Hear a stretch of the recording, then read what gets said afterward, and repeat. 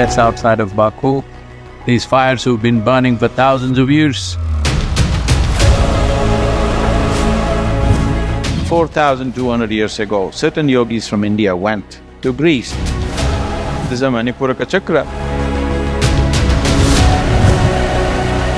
He is an extraordinary presence of Vishuddhi, just hits you in the throat.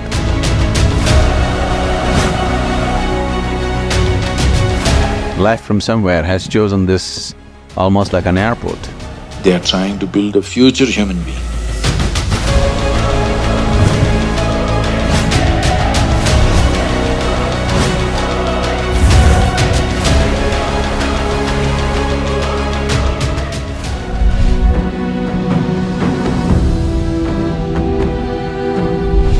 Azerbaijan means land of fire.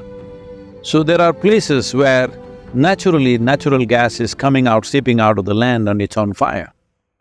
So for thousands of years, these fires have been burning, and this Hindu temple which was built around this burning fire of natural gas is estimated to be over 8,500 years old. It's been many times rebuilt, but the original one is supposed to be about 8,500 years old.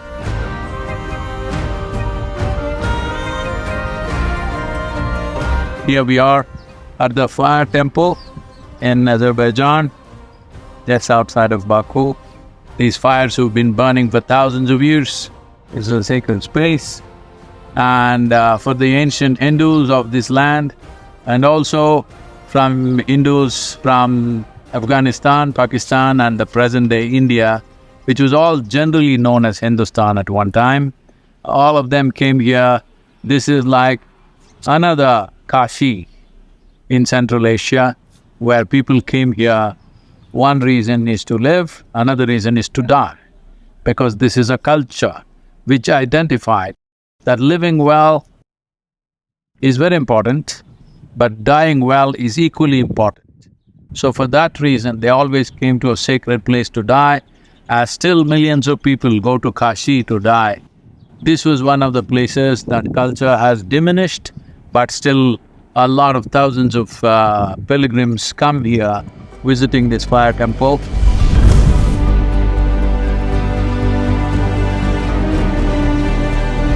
Little over 4,200 years ago, certain yogis from India went to Greece and established certain lingas, consecrated certain lingas, which are known as the navel of the earth. I saw this picture almost like 15 years ago somewhere, and immediately I recognized this is a Manipuraka chakra. And who created this? Where is it? Then they said, this is in Delphi. I've been wanting to go there and took 15 years to get there, because we went to these few places where the lingas were, and it's more than 4,200, 4,300 still alive. They've replaced them, they took them from the original sites and kept it in the museums, but still they're alive. You can't kill them. That's the beauty of it.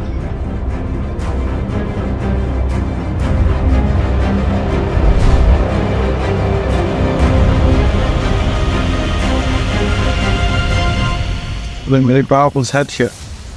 Long coming. Still, earth is still rich with that.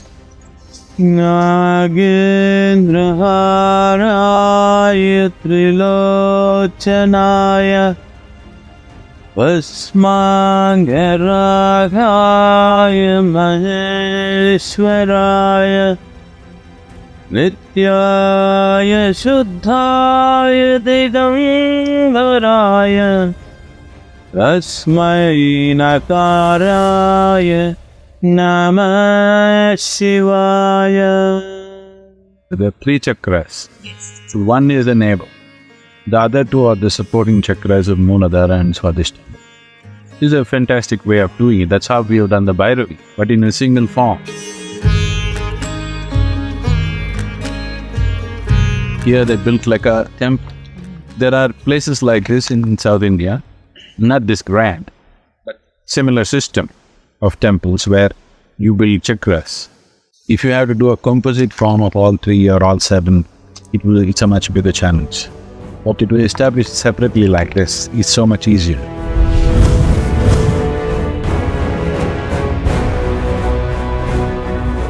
Here we are, the Grand Canyon.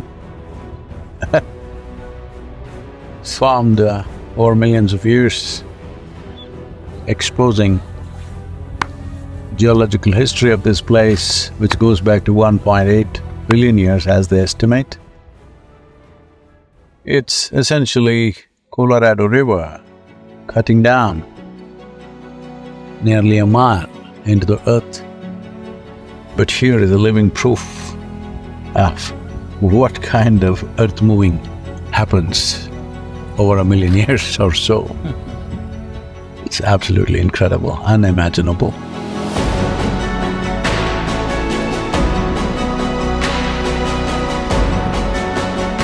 Grand Canyon, as grand as it can be. Initially I thought it's the rocks, but it's the very space. And it's so sensitive to human presence and able to recognize certain things about what we're doing. It's quite incredible. Just natural forces. I'm sure those natives who are sensitive to this dimension would definitely say there are spirits working upon them, which they're not very wrong in a way. It's the spirit of the earth. They're not very wrong, but not in the sense of some ghosts functioning. But there's a phenomenal amount of energy flow and, well, there are many places, natural features which have a certain amount of energy. But the important thing is the way it's responding to human presence. Unbelievable.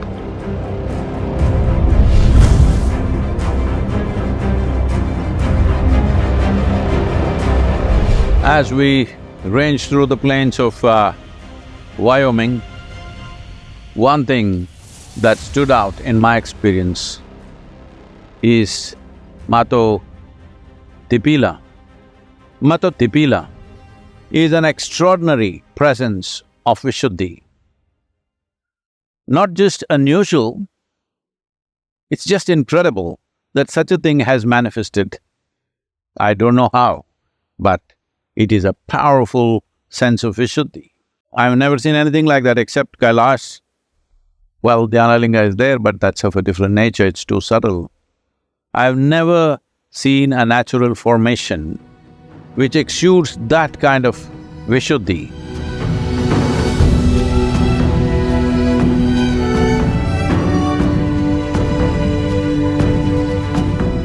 Mato Tipila just hits you in the throat, it's unidimensional. So because this is Vishuddhi, it is incredible that the rocks have taken on six-faced form, largely, most of them. And there it stands magnificently today, almost like Shiva's throat.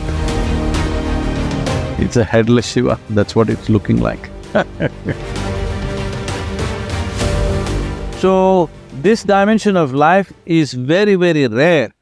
There are various centers in the world which activates different dimensions, but the throat center being this powerful is hardly 2-3 places in the entire globe, I'm telling you.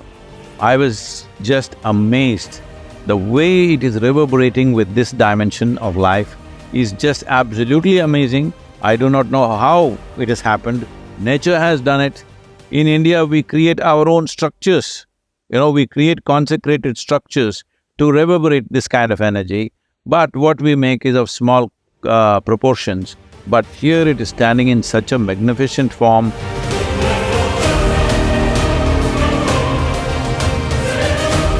One need not necessarily be in its physical presence.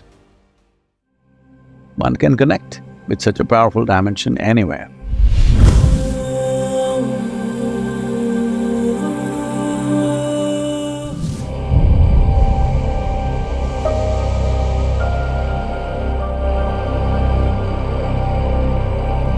There's a tremendous amount of activity in the lake.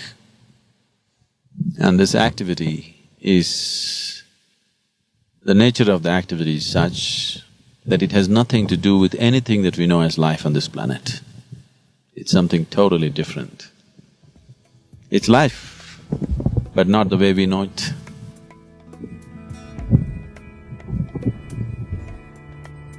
I wouldn't call Manasarovar a spiritual place because spirituality is out of human being. These beings, if you can call them that, I don't know what we can call them, whether we can call them beings or things or creatures or what. We have no words for things or happenings which don't belong to our realm of experience.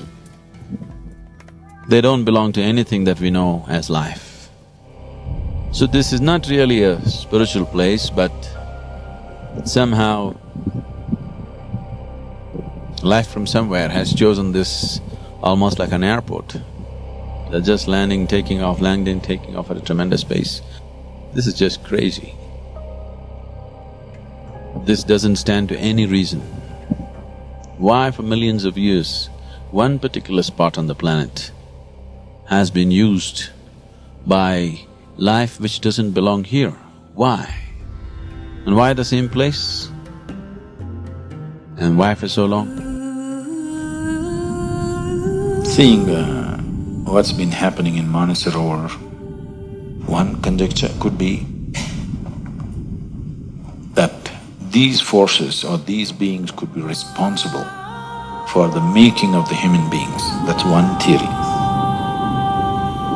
Another is probably they are trying to build a future human being. Or this is their workshop where they are trying to build themselves a human body to participate in life that is happening here on this planet.